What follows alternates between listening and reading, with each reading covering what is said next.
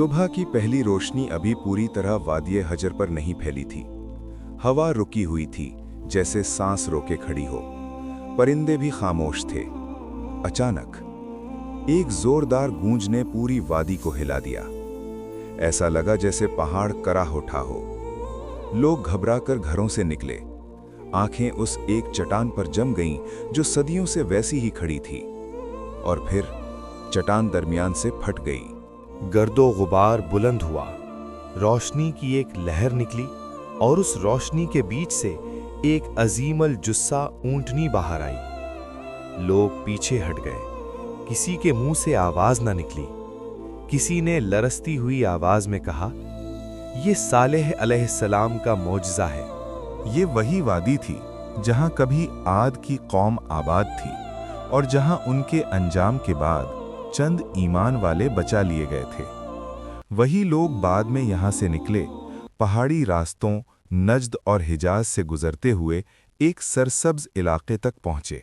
यहां पानी के चश्मे थे, खजूरों के बाग थे और मजबूत पहाड़ थे। इसी जगह एक नई कौम ने जन्म लिया, कौम समूद। कौम समूद ताकतवर थी, ज़हीन थी और फने तामीर में बेमिसाल। ये लोग पहाड़ों को तराश कर पूरे के पूरे शहर बना लेते थे। सीधी दीवारें, ऊंचे सुतून, ऐसे घर जो गर्मी और सर्दी दोनों से महफूज थे। लोग फख्र से कहते थे, हम पहाड़ों को अपना गुलाम बना चुके हैं। बाजार आबाद थे, रातों को मशलें जलती थीं, तिजारत, आवाजें और खुशहाली हर तरफ थी। मगर इस खुशहाली के नीचे एक खामोश जहर फैल रहा था, गुरूर।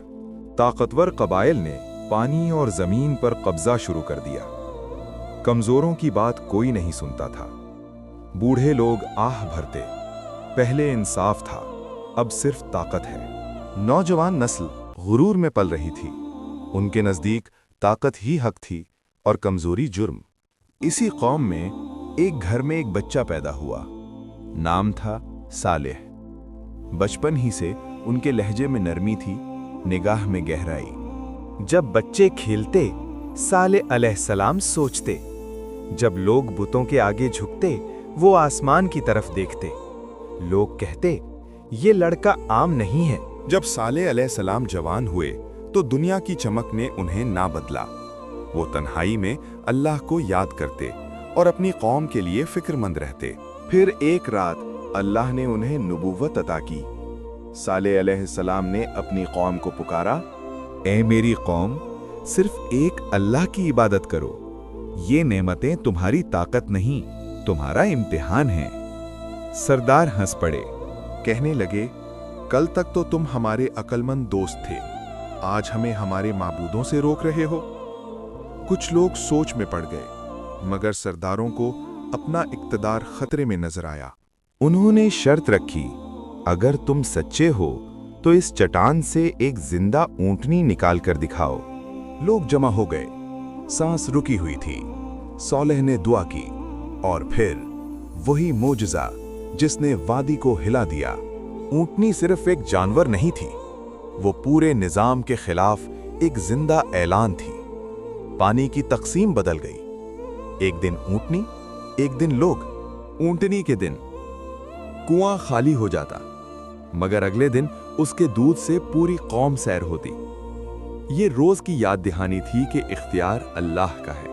कुछ लोग ईमान ले आए, वो खामोशी से मिलते, डर के साथ। सरदारों को यह सब बर्दाश्त नहीं हो रहा था। रातों को खुफिया बैठकें हुई। कहा गया, अगर ऊंटनी रही तो सालेह अलैहिस्सलाम की बात फैलती जाएगी। फैसला हो गया। एक औरत ने ऐलान किया, जो ऊंटनी को मारेगा उसे इनाम मिलेगा। नौजवान बहक गए। जब ऊंटनी पानी पीकर लौट रही थी तो हमला किया गया। एक बार, फिर कई। ऊंटनी गिर पड़ी। कुछ लोग चीखे, कुछ खामोश रहे। ज़मीर बोला, मगर ज़बानें बंद रहीं। सालेह अलैहिस्सलाम आए, आंखों में आंसू थे। कहा, तुमने अल्लाह की निशानी कत्ल कर दी, अब चंद दिन बाकी हैं। लोग हंसे, मगर खौफ अंदर उतर चुका था। पहला दिन चेहरे जर्द, दूसरा दिन सुर्ख, तीसरा दिन स्याह। वादी में सन्नाटा।